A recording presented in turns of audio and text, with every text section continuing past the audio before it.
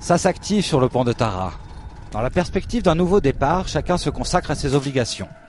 Il faut faire le point sur la machine, le matériel, les vivres, les hommes, bref, un contrôle complet du navire.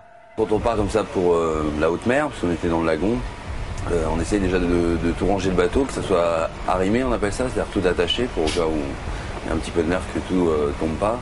Il faut ramasser tous les taux de soleil là et les plier proprement qu'à l'avant. Il faut tout saisir, tout assurer pour que rien ne puisse bouger ou partir lorsqu'on va rencontrer des mers un peu mauvaises. Planifier les stations, étudier les cartes, tester les instruments. Les scientifiques de leur côté ont également fort à faire. Il faut remettre en route les appareils et tout, revérifier, apprendre parce qu'on vient d'arriver, en tout cas moi. Nouvelle mission et autre équipe. Il faut informer le nouvel équipage des pratiques du bord, une mise au point nécessaire pour pouvoir envisager 3 semaines de vie commune. Il y a toujours un briefing qui est fait aussi avant le départ, donc pour les arrivants, histoire de savoir à peu près les codes de vie, mais aussi les codes de sécurité qu'on a à bord. Il y a des équipes, donc il y a 5 équipes, il y a vos noms qui sont là, avec le numéro de l'équipe qui correspond, et donc tous les jours on fait une tâche.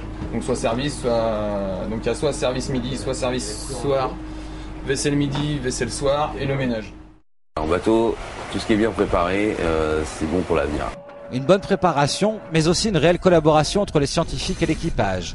C'est ce qui permettra de faire de cette expédition une belle traversée.